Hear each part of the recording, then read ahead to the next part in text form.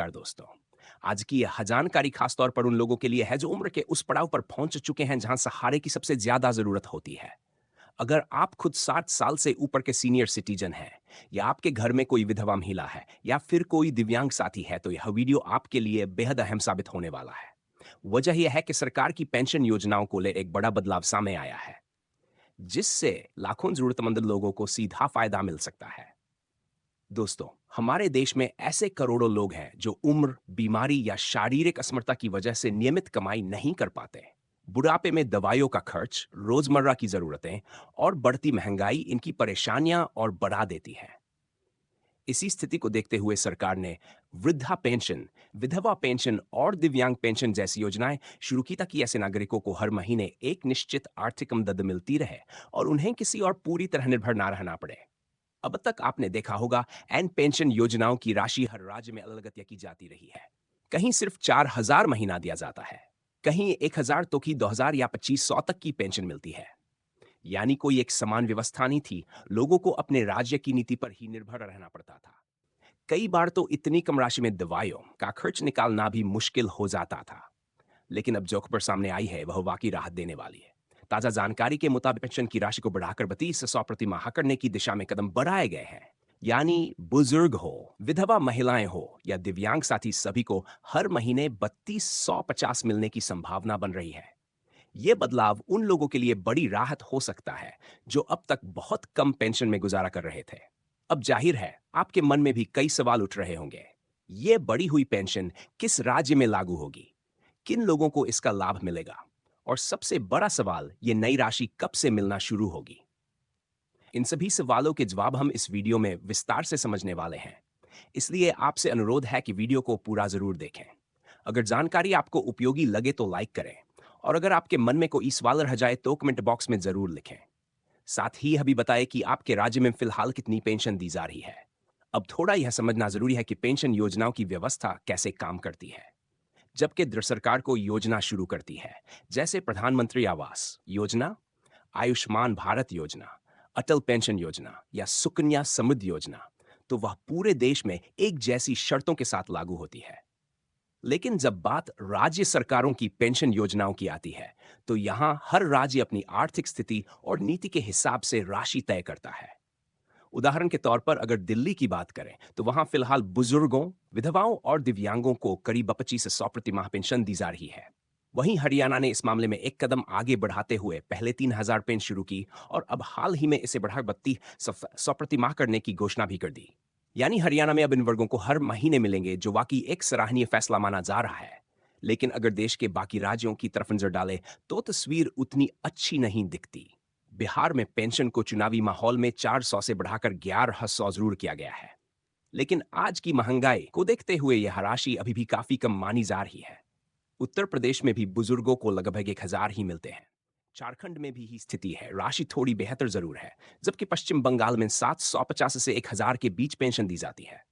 राजस्थान में भी पेंशन करीब 700 से 1,000 के आसपास है। हैरानी की बात यह है कि महाराष्ट्र जैसे बड़े और विकसित राज्य में भी कई जगह केवल 600 की पेंशन मिल रही है। आज के समय में जब दवाइयों, राशन और रोजमर्रा के खर्च लगातार बढ़ते जा रहे हैं, तब इतनी कम पेंशन में सम्मान के साथ जीवन जीना बेहद मुश्किल हो जाता है। यही वजह है कि अब यह मांग तेज हो रही है कि हर राज्य में पेंशन की राशि कम से कम 3,000 या उससे ज्यादा होनी चाहिए, ताकि बुजुर्गों, विधवाओं और दिव्यांगों को सही मायनों में राहत मिल सके। अब जरा आप खुद सोचिए, क्या 1,000 या 1,200 महीने की रकम को सच में पेंशन कहा जा सकता है? आज के समय में तो यह राशि इतनी कम है कि उस हफ्ते हफ्ते का भी खर्च ठीक से नहीं निकल पाता। ऐसे में जब सरकारें इतनी कम पेंशन तैयारती हैं, तो लगता है जैसे ये हमदर्द नहीं बल्कि सिर्फ औपचारिकता निभाई जा रही हो। जबकि हकीकत यह है कि हर इंसान अपनी पूरी जिंदगी मेहनत करता है। कोई मजदूरी करता, कोई रिक्शा चलाता है, कोई दुकान संभालता है, कोई नौकरी करता है। जवान उम्र में वही व्यक्ति अपने परिवार का पेट पालता है, बच्चों की पढ़ाई कराता है और देश की अर्थव्यवस्था में अपना योगदान देता है। ऊपर से हर कदम पर टैक्स देता है। यहां तक कि रोज इस्तेमाल होने वाली चीजें, टूथब्रश, साबुन, टूथपेस्ट, सब पर टैक्स लगता है। यानी पूरी जिंदगी इंसान सरकार को टैक्स देता ही रहता है। लेकिन जब वही व्यक्ति 60 साल की उम्र पार कर लेता है और काम करने की स्थिति में नहीं रहता, तब उसे सहारे की सबसे ज्यादा जरूरत होती है। ऐसे समय में सरकार की जिम्मेदारी बनती है कि वह उस व्यक्ति का ध्यान रखें। कम से कम इतनी पेंशन तो दी ही जाए कि बुजुर्ग अपना बुढ़ापा सम्मान के साथ बिता सके, दवा ले सके और किसी के आगे हाथ फैलाने की नौबत ना आए। इसी वजह से हरियाणा सरकार का 3200 पेंशन वाला फैसला लोगों को पसंद आ रहा है। क्योंकि अगर महीने 3200 मिलते हैं तो इसका मतलब है करीब 100 रोज। इतने में कोई बुजुर्ग अपनी दवाइयां खरीद सकता है, थोड़ा बहुत राशन ला सकता है और अपने छोटे मोटे खर्च खुद संभाल सकता है। यह राशि भले बहुत बड़ी ना हो, लेकिन आत्मसम्मान के साथ जीने में मदद जरूर करती है। दोस्तों, यहां एक और जरूरी बात समझने वाली है। सिर्फ राज्य सरकारें ही नहीं बल्कि केंद्र सरकार भी कई ऐसी योजनाएं चलाती है जिनसे भविष्य में पेंशन और सुरक्षा मिल सकती है।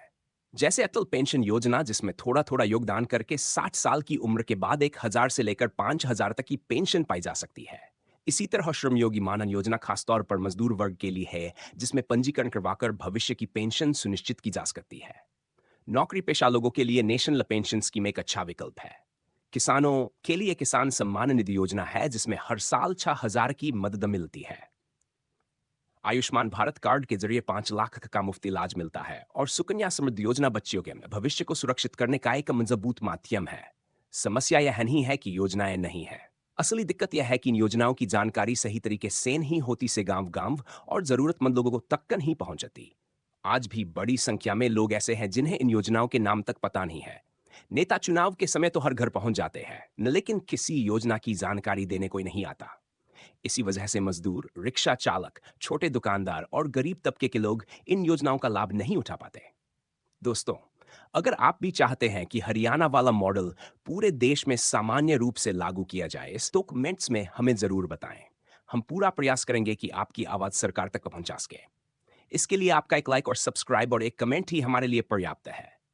अगर आप चाहते हैं कि मैं किसी खास योजना पर अलग से पूरा वीडियो बनाऊं, चाहे वह बैंक से जुड़ी हो या किसी सरकारी योजना से, तो नीचे कमेंट में जरूर लिखिए। आपकी मांग के अनुसार मैं पूरी जानकारी लेकर वीडियो बनाऊंगा। स्टोरी नाउ चैनल को सब्सक्राइब करना और बेल आइकन दबाना ना भूलें कि ऐसी जरूरी और काम की जानकारी आपको समय समय पर मिलते हैं अगले वीडियो में। तब तक के लिए धन्यवाद।